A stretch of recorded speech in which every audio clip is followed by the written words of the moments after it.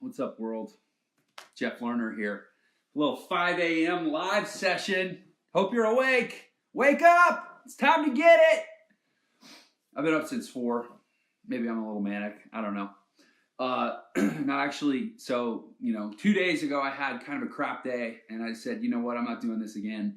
I'm going to start getting up a little extra early and hitting it hard. So yesterday and today both got up in the threes, the late threes, and we are just crushing it. So let's see, give people some time to pop on. We're going to talk about some pretty sick stuff today. I hope you're excited. Get on here so you can get excited with me. We're talking about, are you special? And I mean it from a very, very deep philosophical way. Are you special? Hey, we got some people coming on Insta. We got some people coming on Facebook. I'm trying to do the simulcast here. Are you special? I'm gonna make a case that you are insanely special and that you should be doing some insanely special things with your specialness. Come with me on this. So,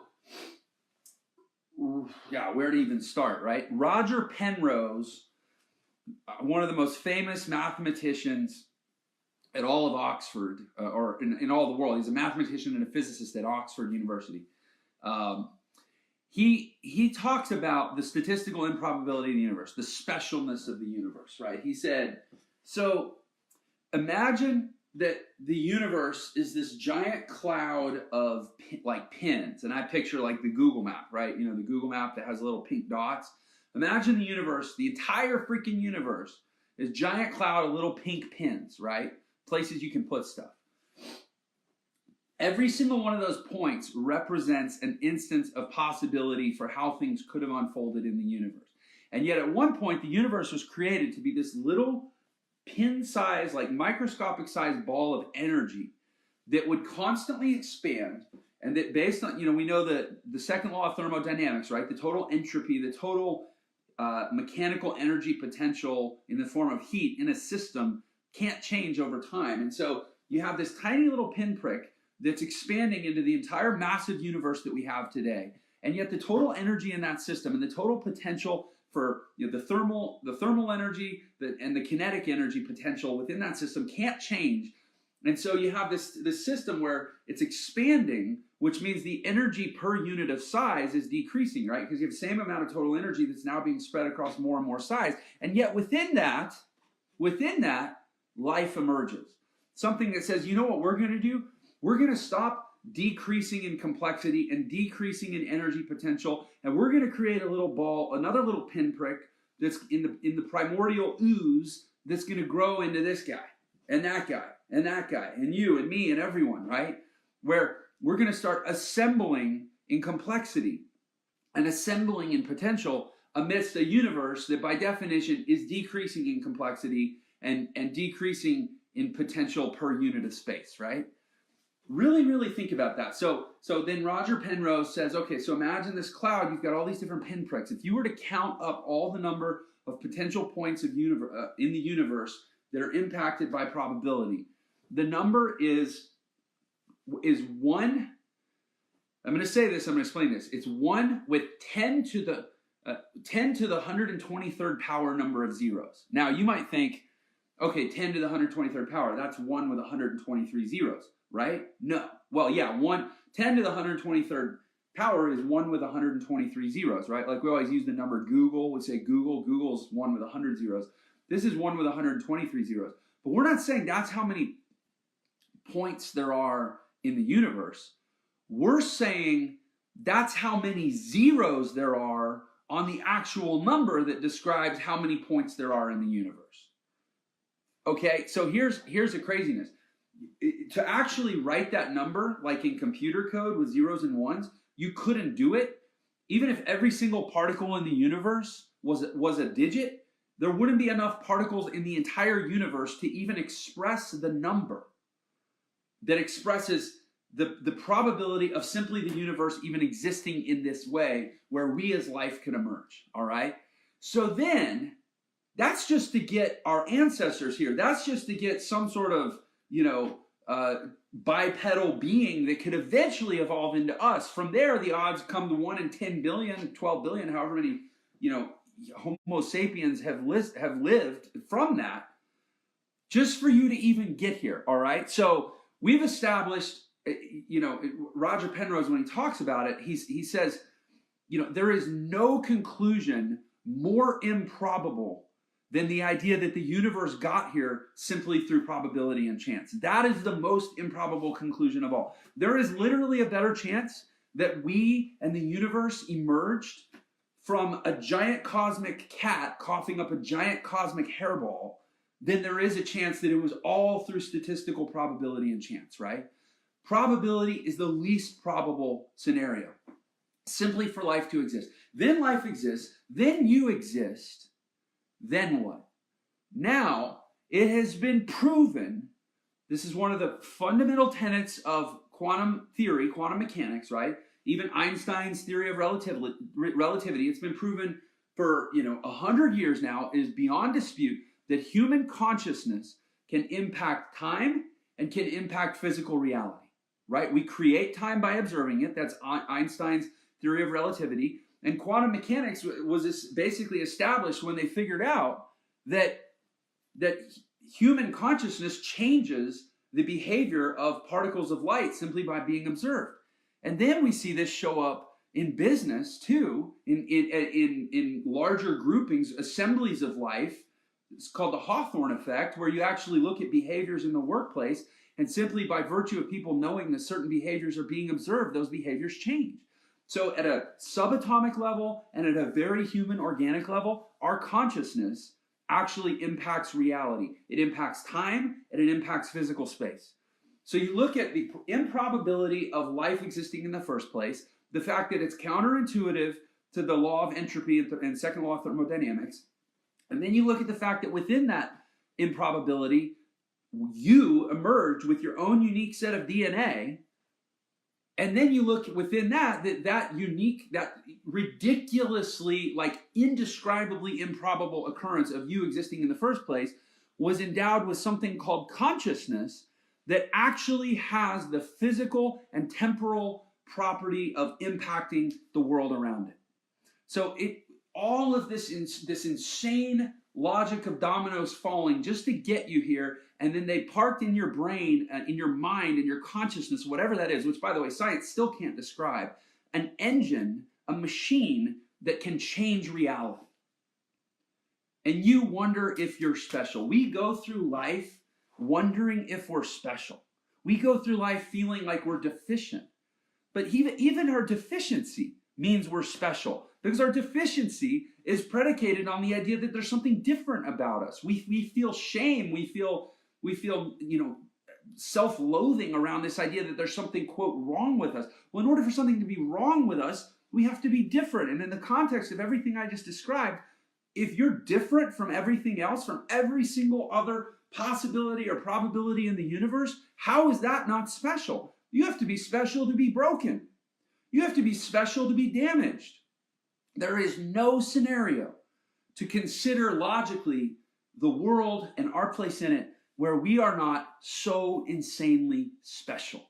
And I think that is really, really, really important. I want to welcome, I've got a bunch of people on Instagram. Look, I'm on one today. It's 5 o'clock in the morning and I'm ranting about quantum physics and the teleological nature of the universe, which, by the way, there's a whole field called biocentrism that talks about how the universe had to be created, had to be structured a certain way in order for life to even exist, and our place in it. Anybody got any questions? Anything you want to talk? Oh, wait, hold on, I lost it. Yeah, Julie says, spirituality and science never have been incompatible. Thank you for this. That is so true. There is a book by a guy named Francis Collins, who was the head of the Human Genome Project, which is I think they finished under Clinton back in the 90s. That's the project that actually sequenced the entire human genome, right? They finally cracked the code on all of human DNA. And I can't remember the name of the book, but it's by Francis Collins, the head of the Human Genome Project, and it's basically him reconciling the divide between faith and science. And it's like so beautiful. There's just no way you can look at it and not see that there's at least some sort of universal intelligence at hand. I mean, you think about irreducible complexity, like it's a concept in science where you reduce the complexity of an organism by stripping away its parts, and you get to a point where, like, the human eye is a good example. The human eye, which has these cones and this ability to convert light into a form of energy in the optic nerve, and the cornea, and it has a focusing lens and essentially a receiving screen, the retina. Like, there's a point where there's no basis for the human eye to evolve purely by chance, because the concept of evolution says that we take a usable trait and we expand on it and we discard a non-usable trait. But unless the eye or photosensitive cells at some point existed solely as a thing, there's no chain of events, chain of evolution that can be established to actually say this is how a photosensitive little mini organism in the body could have emerged. It's called irreducible complexity. You go any simpler, you get the eye to its most basic functional form, and you remove any piece, and it ceases to be an eye. It ceases to sense light, and there's no sense that something simpler than the eye would have ever evolved on its own without some sort of intelligence guiding the whole thing. That's irreducible complexity. Anyway, it's a great book by Francis Collins. I wish I could remember the name. I apologize. Actually, you know what? I can look it up right now. Hold on. Francis Collins. The book is called The Language of God. Check it out. And like, I'm not here to thump. I'm not here to get all theological, but I am telling you, we are special, and our specialness in the universe stems from the fact that the universe was guided along some sort of trajectory. And even the most sterile, the physics department at Oxford University, the most luminary professor that they've ever had, well, maybe next to literally Isaac Newton, Roger Penrose, has explained that the most improbable story of origin of the universe is the idea that it was purely based on probability and chance. So then we're given consciousness, right? We're given a mind that can, beyond dispute. It's science. I love going to science, right? It's science. You can play the science card. Nobody can argue with you. It's science. It happens in labs all the time. It happens in businesses and major corporations all the time. The human consciousness, human observation impacts the world. Okay, so then what's a dream? What's a dream? Is a dream not the convergence of human consciousness and past associations and past experiences converging, smashing it into the context of present reality? That's a dream. All a dream is this little machine in our mind conjuring up consciousness and applying it to reality. And consciousness is known to be able to shape reality. And yet we wonder if we're special. We wonder if we can do it. We don't start that podcast. We don't ask that person on a date. We prejudge and we pre-assume about what's possible in the world, possible in the universe, possible in our life, because of our beliefs about ourselves that we're nothing special, right? Because maybe somebody told us that once upon a time. If I've learned anything in my, 40 years of life, I literally turned 40, is it tomorrow? I think I turned 40 tomorrow. How about that? 40 years of life, 30 years of, higher level thinking, 20 plus years of being in the workplace and trying to make cool stuff happen in this world. If I've learned anything, it's that your ability to predict the future, you cannot predict the future. You sit there and you try to figure out what's statistically probable and base your life choices around statistical probability. That's, that's laughable in the context of everything I just described, right? What it took for us to even get here. And then to have consciousness, which can impact reality, and then to say, okay, well, we're going to take the same machine that has this engine of consciousness that can actually impact our reality, and we're going to use it to try to dumbly predict reality based on our own assumptions and our own beliefs about what's not possible in our own lives. Because apparently we've all got it figured out. Because I'm sure that if we'd been around 20 billion years ago, we would have been able to see all this coming, right? We would have been sitting there in the pre-life universe in our little armchair going, okay, give me 20 billion years. Now, if they set all this up just right, I'll bet you in 20 billion years that I'm going to emerge in Santa Clara, Utah, and I'm going to be doing a live ranting about, Roger Penrose and the universe's statistical power. I see all that coming. 20 billion years from now, I see all that coming. Because I'm psychic. I'm a really good predictor. We suck at predicting. And most of our predictions are based and influenced by how we feel about ourselves and the things that the things we've been told. And we suck at it. And so I think it's a lot more interesting and a lot more useful to say, well, why was this incredibly statistically improbable set of circumstances, why did they all happen? If we accept that there must be some sort of universal intelligence guiding the whole process, why do we think that universal intelligence stopped as soon as we were born? Like up until March 1st, 1979, everything was guided by universal intelligence, and that's how we all got here and this and that. But as soon as Jeff Lerner was born, this is the craziness that goes on in Jeff Lerner's mind. As soon as Jeff Lerner was born, it all turned into risk analysis, probability, like reading some kind of a balance sheet. Then everything that happens to me is just based on chance and chaos theory. That's insanity. The first insanity would be to believe that there's no universal intelligence. The second insanity would be to believe that universal intelligence stopped the day you were born, and or that it just doesn't apply to you. And so, assuming we don't want to be involved in either of those insanities, and we have to accept that it does, well, then maybe we shouldn't be sitting around trying to predict our life based solely on risk analysis and probability, given that everything the universe and everything history and everything time and everything science teaches us about how we even got to this moment to be able to consider that with a consciousness that can actually impact what it is that we're considering tells us that consideration is more or less ludicrous to begin with. We're sitting here trying to make decisions about our life around what's probable and around our own negative beliefs about ourselves, about what's likely to happen, and from the foundation that we're nothing special. And yet, we have a giant case study, a giant lesson plan in front of us that we're surrounded by that's 20 billion years in the making that says, you are so ridiculously special, it is incalculable. And maybe you should start living from there. And if you could start living from there, if you could buy into what I'm saying and what science tells us and what I think all reasonable powers of observation tell us, if you can buy into that, what would you do different today? What would you do different today? Would you finally start that podcast? Would you finally ask the girl out? Would you finally start that business? Would you finally take a day off from work and go spend it with your kids? Would you finally do something? There's something you would do. I'm preaching to myself here. There's something we would do if we actually believed that we were one iota as special as we actually are based on what all the evidence supports already. There's something we would do different. So my challenge to you today, right now, is to figure that out. And if you need to rewatch this and you need to reprocess everything I said about the statistical possibility of life in a universe of decaying energy, and all of a sudden life emerges, and within that life we emerge out of billions of possibilities within the unpronounceable possibility of it even starting in the first place.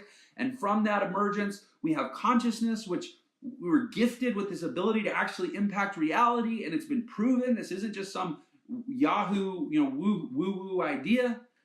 And then from that, we diminish ourselves by saying, I'm going to take this incredible mind, this incredible consciousness I have, and I'm going to bind it up, and I'm going to limit it, and I'm going to make it small because there's some force out there that really, really, really wants me to believe that I'm not special. Go back and watch this again and process everything I've said. I promise, if you fully absorb what I'm saying, you will do something different today. And that's frankly the only place that any of this matters.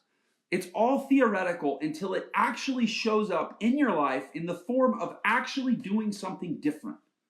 So however many times you got to be, and look, I get we're busy. I got to browse the feed. I got to see what everyone's up to. I got to see pictures of their new boat and their new house, and the kids got a new bow. I got to see the picture. I'm going to get asked if I saw the picture. I got to browse my feed. You don't have to browse your feed. You need to watch this video again or watch a video. I don't care. Go watch a TED Talk. Go on YouTube and research the probability of the universe and how special you have to be within it, the universal intelligence that guided us just to get to the point the fact that consciousness can actually impact reality, and how ridiculous it is that you take all of that and you limit yourself and you act like you can't because you're nothing special. That's what you need to be focused on today. That's what I'm focused on today. And I'm committing to you, and I want you to commit to yourself, not to me, to yourself, that as a result of that analysis, you will go do something different today than you would have, because it's not all risk analysis. It's not all probability. There's a universal intelligence at play that got you here, that gave you these yearnings, that gave you these longings, and you wouldn't have them if you weren't meant to do something with them. Start the podcast, whatever it is. Start the business. Start the relationship. Start. You will, because you're special. You should, because you're special. All right, team? I'm going to get to work. I can turn the damn thing off.